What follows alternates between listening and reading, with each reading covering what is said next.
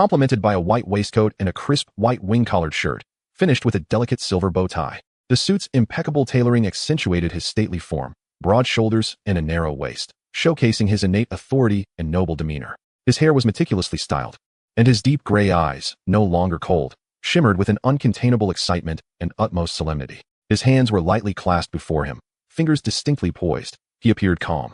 Yet those familiar with him, like Marco, could discern the tension in his slightly clenched jawline and the unconscious fidgeting of his fingertips, revealing a heart far less tranquil than it seemed. He was waiting for the sole light in his dark existence, awaiting his singular obsession in this life. The music gradually shifted, heralding the sacred and familiar wedding march. All gazes, including those of the seasoned dignitaries, turned in unison towards the heavy oak doors, intricately carved with the family crest. As they began to swing open, sunlight poured in, framing a figure of unparalleled beauty, shrouded in radiance. Lin Ji emerged, clad in a custom wedding gown that had traveled all the way from Venice. The ivory silk chiffon flowed like moonlight, with cascading layers of the skirt trailing behind her, accentuating her slender yet voluptuous silhouette. The veil, made of the same gossamer fabric, extended to the hem of her gown, its edges embroidered with delicately intricate lily motifs that echoed the dress. Most astonishing of all, as the light struck, the countless tiny diamonds adorning the embroidered petals and veins began to refract into a cascade of sparkling starlight, enveloping her in a halo of sanctity. Her long, raven hair was artfully arranged, crowned with a delicate tiara woven from small diamonds and pearls, exuding simplicity and nobility. Her face was adorned with exquisite, delicate makeup. Her almond-shaped eyes as clear as water, and a hint of shyness and happiness graced her lips, reminiscent of a goddess emerging from a classical oil painting, pure, elegant, and breathtakingly beautiful. She linked arms with her father, Lin Ijo, and gracefully stepped onto the long aisle strewn with pristine flower petals. In that instant, the entire hall plunged into an almost breathless silence. Soon, a low, uncontrollable murmur of admiration spread among the guests like a tidal wave. Whether seasoned Hollywood stars familiar with beauty or the discerning old European aristocrats, none could deny the enchanting beauty of the Eastern bride before them. It was a beauty that transcended nationality and culture, infused with the tranquility of wisdom and the pure glow of femininity. From the moment she appeared, Lorenzo's gaze had not wavered. He watched her, the precious treasure he had devoted himself to protecting, now adorned in a sacred wedding gown, approaching him step by step. He felt his heart pounding fiercely in his chest, an unprecedented mix of immense happiness, indescribable emotion, and an almost reverent gratitude surged within him, crashing against the once impenetrable walls of his heart like a tsunami. His eyes grew warm uncontrollably, a faint, nearly invisible blush creeping in. He struggled to contain it, his throat constricting as he pressed those overwhelming feelings deep within. Yet his deep gray eyes shone with an astonishing brightness, nearly overflowing with love. Lin Ji also gazed at him, observing him standing at the altar, amidst the sea of lilies and the backdrop of sacred stained glass, resembling a king awaiting his coronation. Handsome and powerful, his gaze softened solely for her. Her heart too brimmed with indescribable excitement and happiness, her eyes quickly glistening with tears. She endeavored to widen her eyes, resisting the urge to let the tears fall and mar her meticulously crafted makeup. But the slight tremor at the corners of her lips and the glimmer of tears in her eyes betrayed the tumult within. Lin Ijo, holding his daughter, walked steadily and slowly, sensing her excitement and noting the unabashed affection and solemnity in her fiancé's eyes. He placed his daughter's hand firmly and solemnly into the awaiting, warm, and strong hands of Lorenzo. At the moment their fingertips touched, Lorenzo instinctively curled his fingers, enveloping Lin Ji's cool, delicate hand tightly within his palm. The strength was resolute and warm, as if silently proclaiming eternal protection and possession. A powerful and reassuring sense of security, along with a surging tide of happiness, instantly flowed through their clasped hands into each other's hearts. Lorenzo took Lin Ji's hand and turned to face the elderly, benevolent priest at the altar. Standing side by side, they appeared like a pair divinely destined, surrounded by lilies and sacred light. The priest opened a heavy Bible and began the wedding ceremony in solemn yet gentle English, tinged with an Italian accent.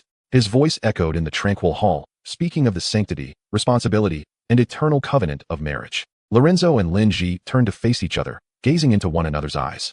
In their world, it seemed as though only each other remained. He saw his own reflection clearly mirrored in her eyes, along with a profound trust and love that was inseparable. She too saw in his gray eyes a depth akin to the sea, a torrent of love and promise meant solely for her. The trials of life and death, the chasms of status, and the turmoil of the mundane world all transformed into the steadfast light in each other's gaze at that moment.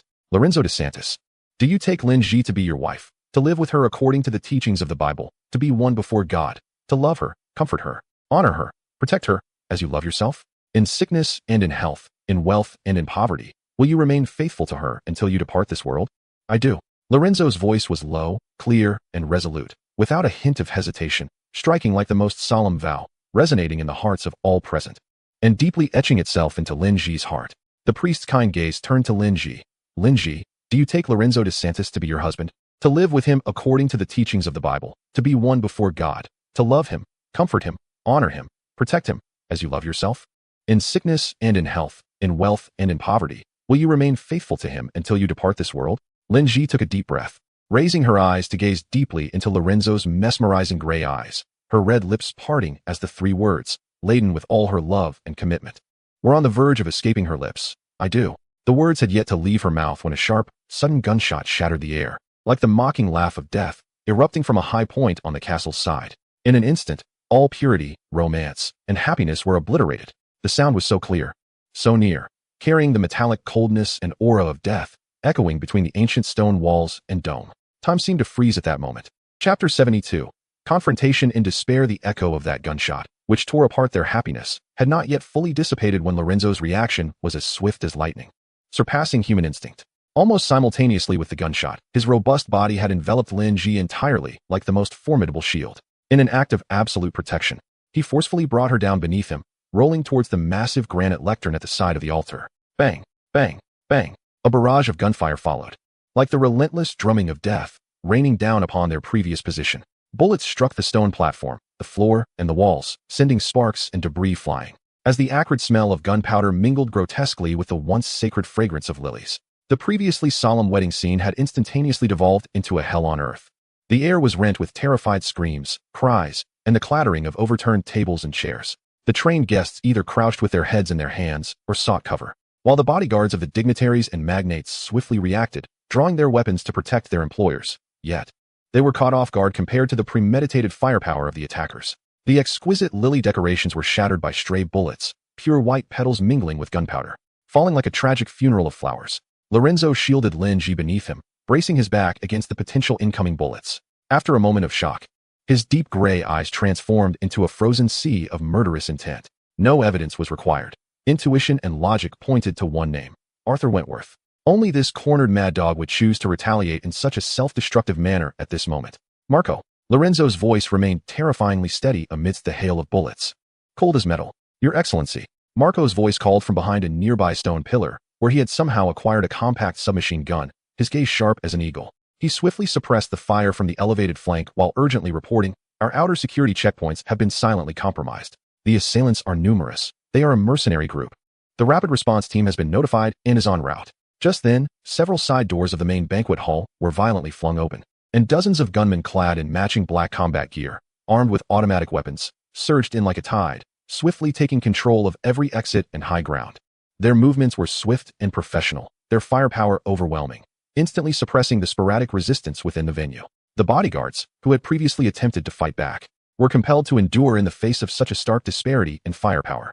The chaotic gunfire gradually dwindled, giving way to a suffocating silence dominated by brute force. Accompanied by clear and steady footsteps, the figure of Arthur Wentworth emerged slowly from the shadows at one side of the hall. He was no longer the gentle nobleman of yore, clad in a well-tailored black suit now marred by dust and traces of gunpowder, his golden brown hair disheveled, and his once clear blue eyes now ablaze with a near-manic obsession and twisted delight. In his hand, he wielded a modified handgun, the barrel still emitting wisps of smoke. His gaze, akin to the stickiest of poisons, swiftly traversed numerous obstacles, fixating intently on Lin Ji, who was tightly shielded behind Lorenzo. Even in such a perilous and disheveled situation, she wore a tattered yet still radiant wedding gown, her dark hair somewhat tousled, her small face pale. Yet she remained breathtakingly beautiful, akin to a lily swaying in a storm, igniting within the man a primal desire for possession and protection. Almost simultaneously with Arthur's appearance, Marco stealthily glided to Lorenzo's side, pressing a heavy, smoothly designed custom Beretta 92 handgun into his hand. Lorenzo accepted the weapon with a fluidity that suggested it was an extension of his arm. He rose slowly, keeping Lin Ji firmly ensconced in the broad shadow behind him. A few of his most loyal subordinates quickly gathered, forming a small defensive circle, weapons drawn, their cold gazes aimed at Arthur and his associates. Lorenzo stood tall, the back of his velvet suit now tainted with dust from the earlier protective maneuver, perhaps even marred by flying debris, yet this did nothing to diminish his formidable presence.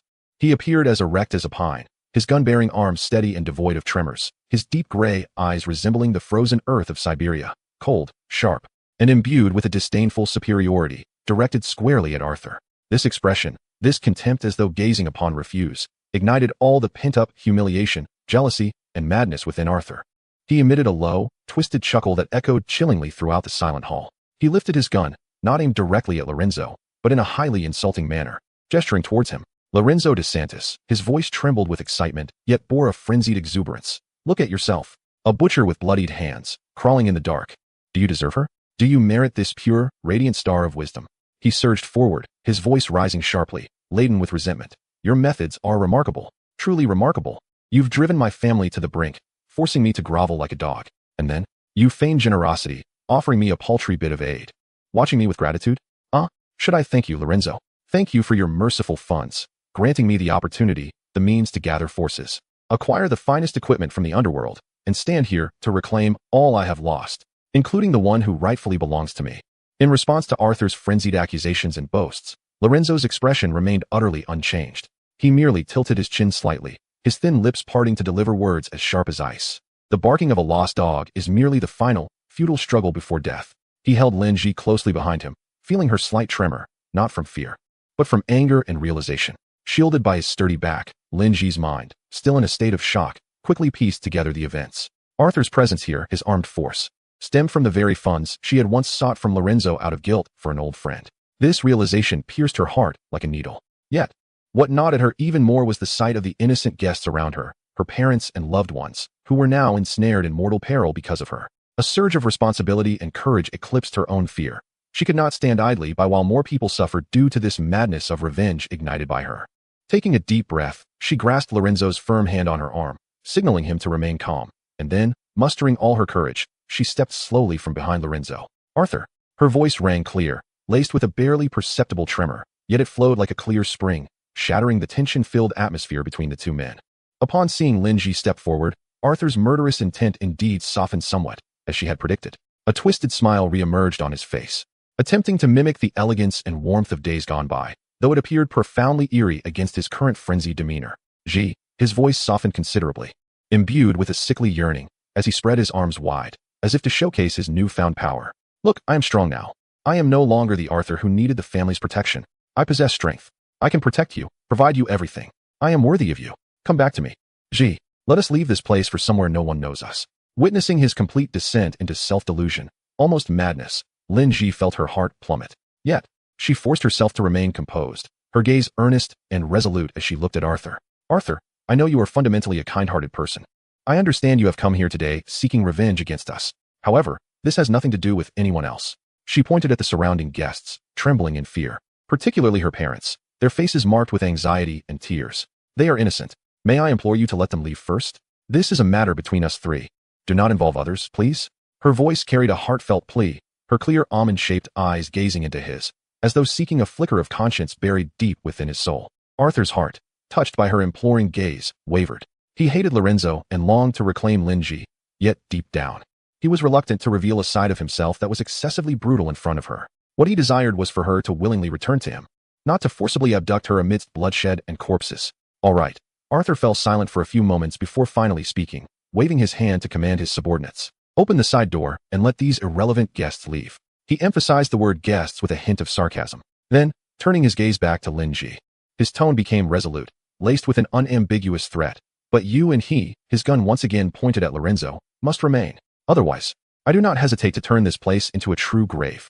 Ji, Zhuang Mingshu cried out in anguish, attempting to rush forward, only to be firmly restrained by Lin Yizhou. Looking at his daughter, his eyes brimmed with pain, worry, yet more so with understanding and support. Lin Ji offered her parents a reassuring yet resolute glance, gently shaking her head. Ultimately, under the escort of Arthur's gunmen, the terrified guests, including Lin Ji's tearful parents who turned back repeatedly, stumbled, and helped each other as they hastily evacuated through the open side door. In the expansive banquet hall, now in disarray, only the standoff between the opposing parties remained, surrounded by dozens of black-clad gunmen, Lorenzo, Lin Ji, Ma, and a few loyal guards. The air was thick with the acrid scent of gunpowder, blood, and the mingled fragrance of shattered lilies. The once splendid wedding venue had devolved into a battlefield for survival, where the altar that had echoed with sacred vows now lay cold, filled only with the menacing muzzles of guns, glances of enmity, and the unfinished promise. Abruptly interrupted by bloodshed and violence.